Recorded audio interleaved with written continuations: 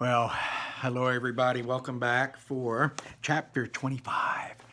And when I left you last, chapter 24, we were in Brendan Espinosa's head, and well, he brought home the video camera, as he does.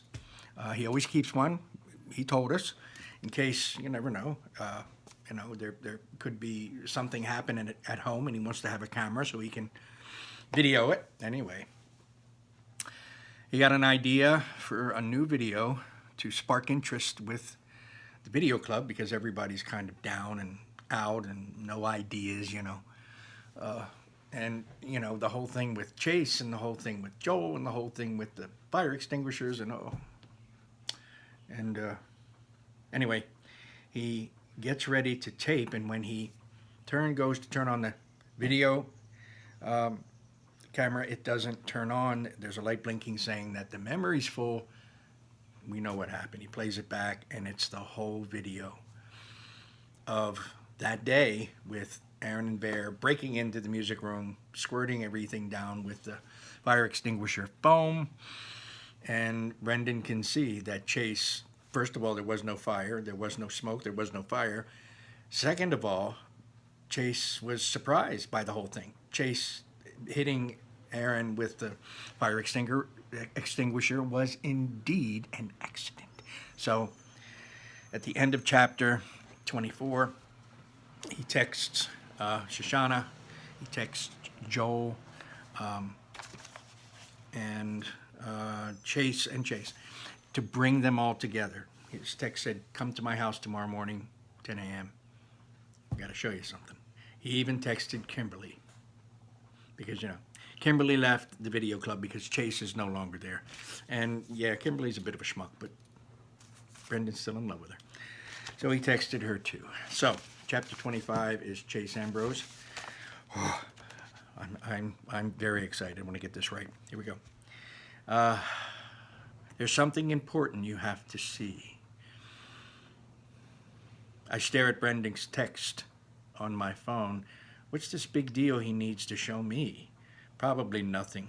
Chances are he really is just trying to rope me into helping with the new YouTube video, although he says that's not it. I don't care.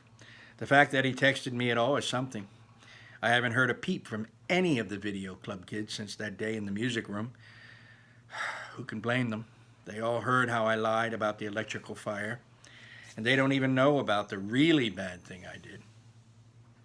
To be honest, I'd give anything to be part of one of Brendan's goofball videos again. They're always hilarious, and I could use a good laugh, and right now, I could use a good laugh right about now. I can't remember the last time I laughed. Nothing's been funny lately, and the most unfunny part is what I found out about myself. Yeah, Aaron and Bear are jerks. My dad is pushy, and the video club has turned on me, but I'm worse than all of them. Me. I'm worse. I'm a criminal, and the fact that I don't remember it doesn't change what I did. How could I do such a thing? It's a question that doesn't need answering. I didn't do it. The old me did it. And it's no mystery that the old me was capable of pretty awful stuff. I stole Mr. Solway's Medal of Honor from his room at Portland Street, one sleazy act of many, courtesy of Chase, Aaron, and Bear. I have no idea what I plan to do with it. Sell it, probably, and split the money with the two accomplices.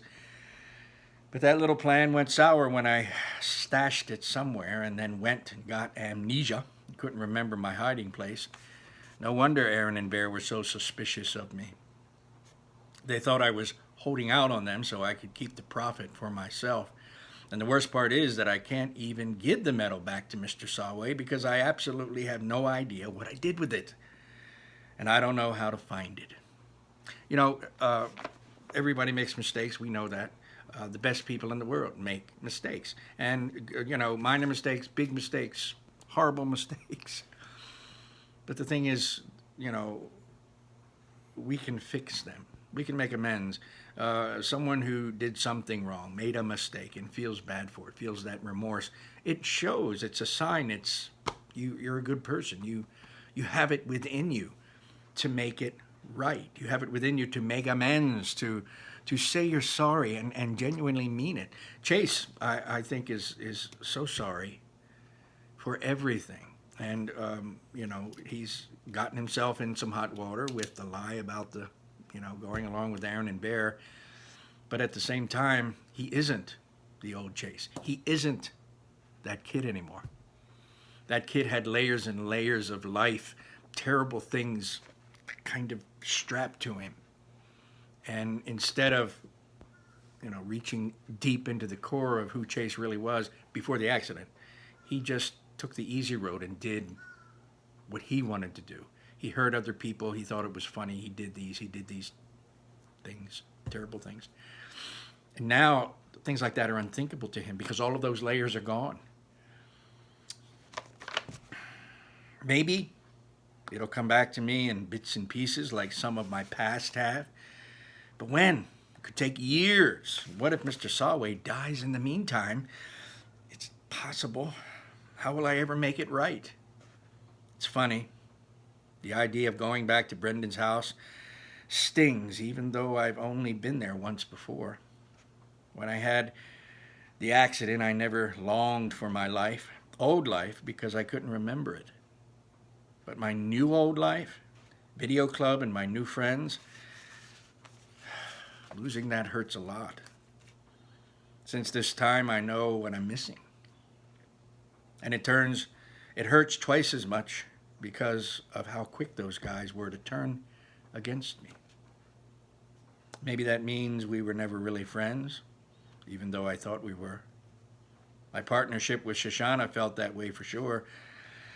When the two of us were working side by side, interviewing Mr. Sawway and editing Warrior, I was positive that we were creating something amazing together. All the kids in video club were finally starting to trust me. Even Joel was kind of warming up a little bit, or so I thought. I must have been nuts. In the end, that's why I decided to go to Brendan's. If he's reaching out to me, that's a good thing. I leave the house and step into a beehive of activity. Boxes and furniture are scattered all over the lawn next door. 4 big guys are loading everything into a moving truck. That's right. The Tottenhams are moving out today. Supposedly, they're really nice neighbors who were great to Johnny and me growing up. Mom is sad that they're moving. I have no clue, of course. When you've got amnesia, it's hard enough to relearn the important people in your life. You tend to lose the crowd around the fringes. I'm cutting across the grass in the direction of Brendan's when 2 of the movers step out of the front door carrying a large framed painting. And I gasp, and for a second, I forget to breathe. It's her. Now, when he says he sees this painting coming out of the Tottenham's house, the movers are moving this big painting out, and he looks at it, gasps, and says, it's her. Can you think about who that her is? It's one of those things when you're reading a book, you go, yeah. Well, I'm going to keep reading. You see if you're right. It's her. The little girl in the blue dress trimmed in white lace. My only memory that stuck with me through the accident.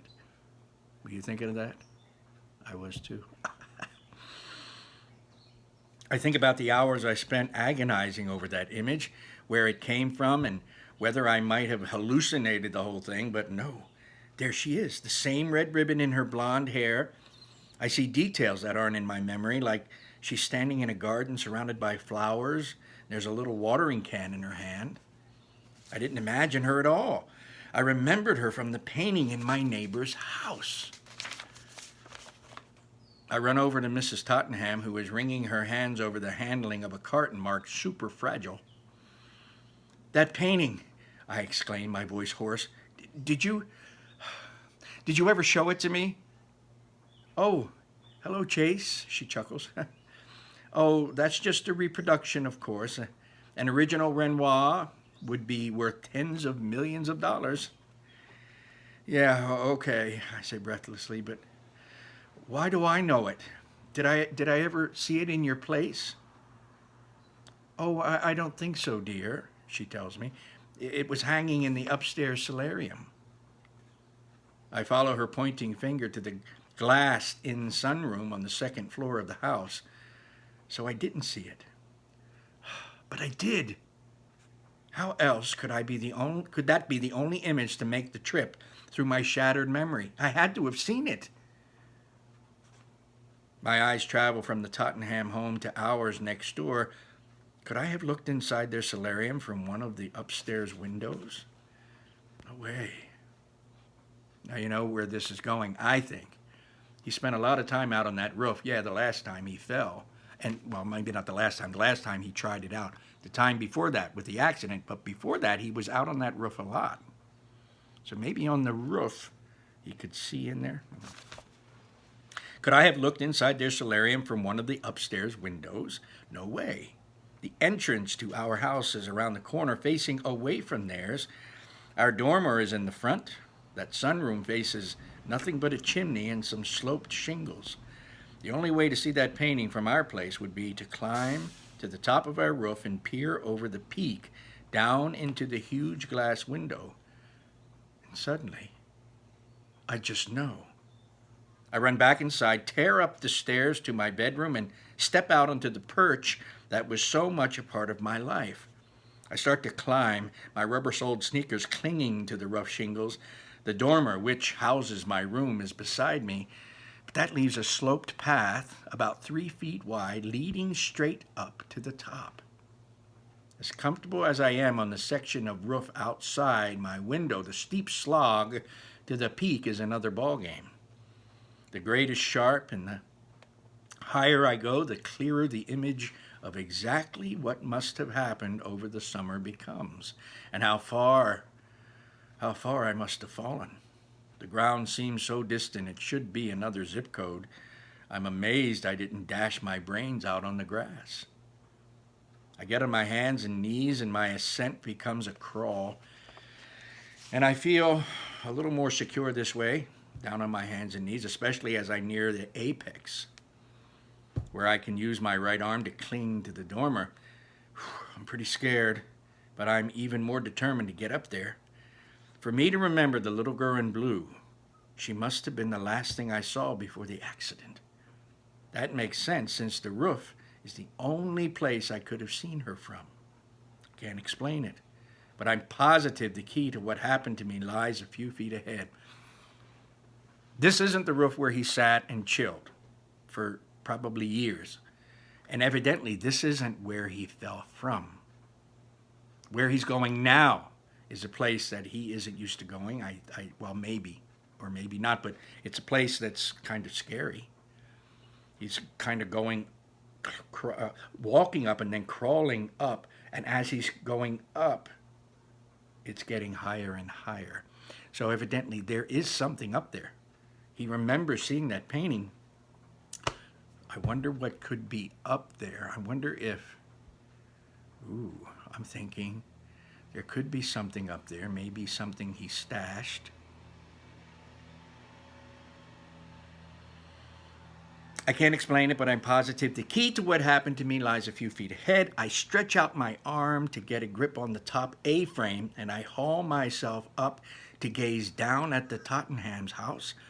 And there it is, the floor-to-ceiling window of the sunroom. I can even make out the large faded rectangle on the wall where the picture used to hang. Okay, I think. This is where I was when I fell. But it still doesn't answer the big question, why did I come up here? Was I spying on the Tottenhams in their sunroom? I was rotten enough, but why would I care what they were doing? Besides, according to Mom, we were friends. I could have knocked on their door. Why bother to climb halfway to the moon? Frustration wells up in me, mingling with my disappointment. So the little girl in the blue dress tells me where I fell from, but that's it. As I inch my way back from the peak, I extend my right arm, steadying myself against the cedar shakes on the side of the dormer. No sense repeating my swan dive off the roof, although it's no more than I deserve. I almost slip as one of the shakes pulls away, and a terrified gasp escapes me as I slide a little before stopping my descent with my feet. Oh God, he almost fell again. I hang on like a fly to a wall while the racing of my pulse returns to normal. That's when I catch a glimpse of blue behind the dull brown of the loose shake. There's something back there, wedged in behind the loose wood. I know what it is before I even reach it. We know what it is too, don't we? My hand closes on the silky blue ribbon, and as I draw it out, I feel the weight of the military decoration attached to it. The gold five-pointed star catches briefly on some insulation. There it is. Mr. Saway's Medal of Honor. Stolen, hidden, forgotten, and discovered again. Yeah, that's where he stashed it. That's how he fell. Karma is something. Karma's this thing, if you believe in such a thing, is a force in the world saying that if you do something, there are consequences. So if you do something bad, then something bad will happen to you. If you do, in turn, if you do something good will happen to you. So I believe in karma. I think it makes sense. If you put out positive, good energy is going to come your way. If you put out bad, negative energy is going to come your way. So I don't know. He stole it, he stashed it, and he fell. I think karma kicked him in the butt. But karma can teach a lesson too. Then, as if finding the metal has unclogged a drain, the memory of my accident pours back into me. It starts at the apex of the roof with me gloating over the brilliance of my hiding place while still peering down through the sunroom window at Mr. Todman next door. He's in the lotus position on the floor, performing awkward yoga in front of the painting of the girl in blue. That's what does me in, the hilarious sight of my overweight neighbor twisted into a pretzel, looking like a giant mutant lemon in his skin-tight fluorescent yellow work suit. I let go for just a second, reaching for my phone to get a picture of this one-man comedy routine, and the next thing I know, I'm sliding off the roof. The rectangular pattern of the shingles becomes a blur as I pick up speed. I claw madly at the slope, desperate for a handhold, a foothold, anything to stop my descent. It's no use. My momentum is too much, and suddenly I'm falling. And when I hit the eaves, I flip over a little, giving me a terrifying view of the yard as it screams up to meet me. I know dizzying acceleration, and then I brace for impact, but the memory ends right there. I don't have to hit the ground a second time. So that's how it happened. The mishap that turned my entire life upside down and almost killed me. I have to venture to say it did almost kill him. And it did turn his life upside down, but it turned it for the good. It's brought Chase back into it's helped Chase become the person I think he was always meant to be, you know? Anyway. Serves me right for snooping on poor Mr. Todman. How is it my business if he wants to do yoga in form-fitting spandex? But that was the old Chase. Everything was his business because he said it was. What was I planning to do with the picture if I'd managed to get the phone out of my pocket? Show Aaron and Bear and the football team, post it on Facebook, print up 50 copies and plaster them all over town? I sigh. Who knows why that Chase did what he did? I should probably just be grateful I don't have to be him anymore. The metal clutched tightly in my palm. I climbed down gingerly, slowly, careful to keep both hands and feet on the floor, or on the roof, at all times, my mind whirling. Brendan's house. It's going to just have to wait. Nothing there can be as important as returning this to its rightful owner. I have to see Mr. Saway. Ah, bless him. I had a feeling at some point he was going to go see Mr. Saway, even if he had never discovered where the medal was. He would go and see him and tell him the truth. He's still going to tell him the truth. But he's got his medal to bring back. Near the eaves, I slide on my butt to the window and throw a leg over the sill. Chase? Uh-oh, Mom. You promised you would not go out on that roof again. Do I have to nail your window shut? I just flew past her. Mom, I'm sorry. I toss over my shoulder. I got to get to Portland Street. I'm not finished yelling at you yet. Have you forgotten what happened to you last summer? Do you have amnesia about having amnesia? I run down the stairs calling, Mom, I'll explain later. In the kitchen, I snatch a soft dish towel off the drying rack and wrap it around the metal. I jam it in my pocket and blast out the door. Joe Weber. Joel is the next chapter, chapter 26. Ooh, boy, we are, how amazing is that? Chase being so despondent, so depressed, losing his friends, his real friends, not the idiots who pretended to be his friends. And suddenly getting this to Chase, mysterious text from Brendan to come to his house, show him something.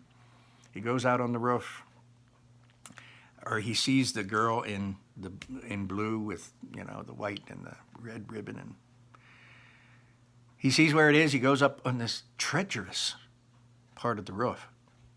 He realizes that's where he fell from. He finds Mr. Slovin's medal, the one that he stole and stashed. And now he's on his way to give it back. Now, rarely in a good story do things go according to plan all the time.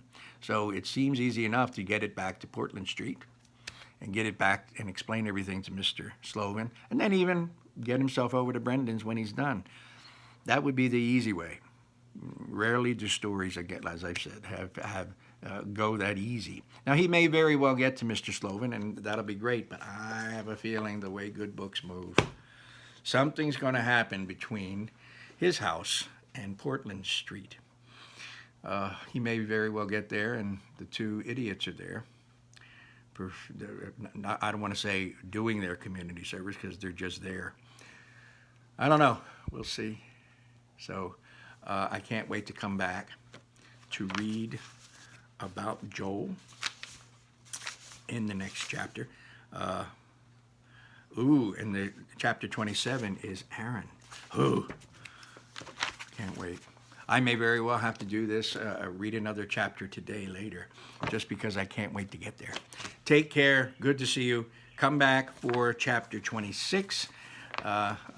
Stay safe. Stay masked when you go out. Keep your hands away from your eyes, nose, and mouth. And I will see you again.